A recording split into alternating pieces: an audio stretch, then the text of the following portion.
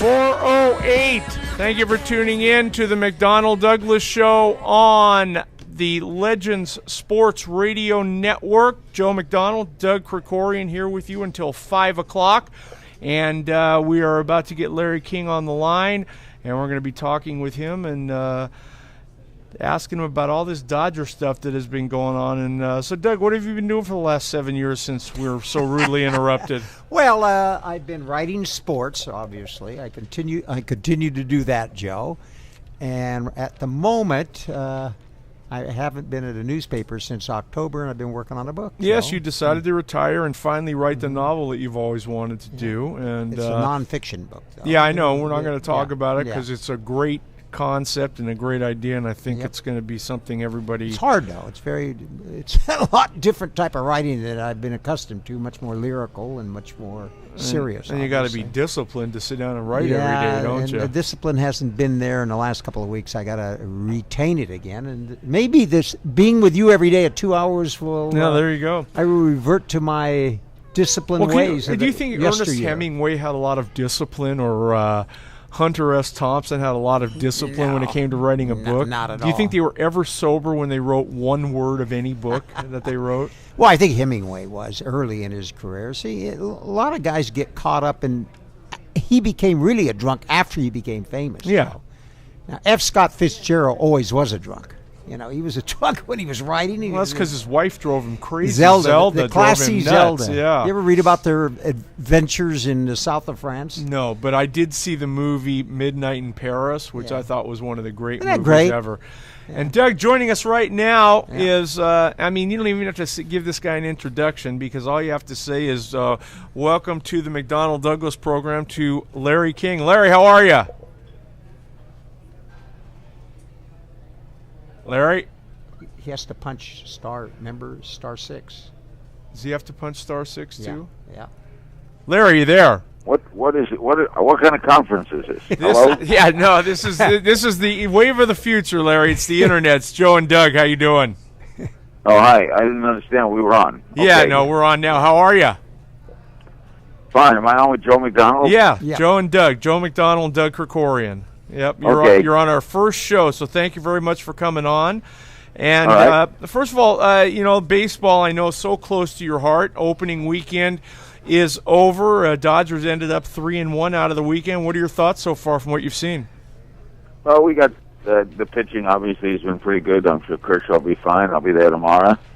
I go to most of the games. I have season tickets. But we have some glaring weaknesses at third. I don't know if Loney will ever hit a homer. And left field is not the strongest. We're okay. We have good middle relief.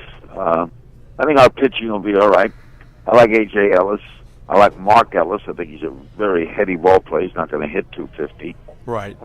We got Kemp. Interesting that we're an ordinary team with the best center field, the best player in baseball, and the best pitcher in baseball. I wouldn't trade them for anyone. But we depend so much on them that when you get past Ethier in the lineup, you're kind of like struggling. So I don't think we're in Arizona's league. The Giants, we are better hitting than the Giants. They're strong pitching. I think we'll be okay.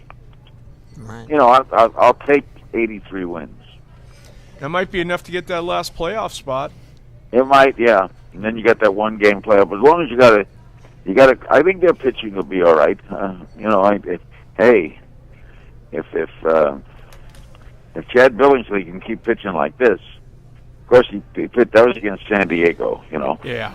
Pittsburgh's a better team, by the way. Pittsburgh's a pretty good team, and let's see how they do, in the coming days. But I think they'll be okay. Larry, Doug Krikorian here. First off, before I ask some questions, at the fear of sounding patronizing, I miss you on CNN. It's not the Saints. Piers Morgan is not Larry King. I spent a lot of time in Europe, and I would see Larry King would be my link all over there. You always see Larry King. They replay about 10 times a day over there. I know. Well, I had a great run, 25 and a half years. It was a lot of fun, and I can't deny that I don't miss it. I miss it a lot. But in July, or hopefully by July, we'll be coming back on with Aura TV. We've got a whole network to start with the internet, and then we're being set out on many. We're going to be tremendous. So we'll have all the details soon. Oh, that's so I'll be great. back in That's some great. form or other. But I miss it. I miss it. Yeah. Well, we miss you, Larry. And, you know, Thank you. you're one of the giants of television history. And, of course, over the weekend, one of the giants of television history, Mike Wallace, passed away. Can you give us your reflections on Mike Wallace? Mike was a dear friend. Of course. My favorite broadcaster. I spent some time with him about a year and a half ago, right before he went into that nursing home where he passed away. Mm-hmm. He was about 70% into dementia. I was sad to see because there was no one like Mike. He guested on my show at least 15 times. They did a great piece. He did a very laudatory piece about me on 60 Minutes. When it was over, he said, "I was so nice to you, I'm going to kill the next 3 people I did." And then they came back and did a follow-up piece like 8 or 9 years later. I spent a lot of time with him. I'm looking at a picture of him right now. He hosted my 70th birthday celebration on CNN. Oh, wow. Wow. How long was he sick, I think Larry? What? How long was he sick? I'd say 2 years. I think his last interview was Roger Clemens. He was always depressed. Mike, we did one of the best shows I ever did was with William Styron and Art Buchwald and Mike Wallace, only on depression. Mike was depressed most of his adult life. He was on medication. He did. He fought through it in that he always worked.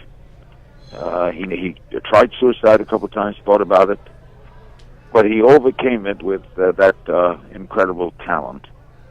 But it was sad. But his physical thing started. He started getting some aches and pains, and it was hard to walk. And then the dementia came along at about age 90, I'd say. He started to forget, and then so when I saw him, he knew me half the time. Wow. When you It's know, sad to see. That's a terrible disease. oh, No it absolutely kidding. is. Yeah. You know, Larry, you've been known throughout your career as one of the great interviewers, and Mike Wallace, obviously, your styles were different. He would, Very. he would try, like he said, he'd try to kill people with his Yeah, questions. he was a gotcha kind of guy, but he was the best at it. That's what I was going to say. I- What makes a great interviewer, in your opinion? Well, first of all, you should have your own style. I could never do what Mike did, and Mike used to tell me I couldn't work the way you did. I like less preparation. Mike liked a lot of preparation. To me, the key was asking short questions and listening to the answer. You have to be a good listener. You have to be intensely curious. All interviewers had that. I can't give someone curiosity. It would be hard to teach a course in interviewing. You could say basically it's who, what, where, when, why. But you have to listen. You have to respond to what you've just heard. It's a unique ball game, and the people who are good at it love it. The people who are not good at it, you can tell. They talk too much. They interview themselves. The guest is a prop. There's a lot of that going on now on television. It's very sad to see. Joe and Doug live at Legends here on Legends Sports Talk Radio Network. We'll be back.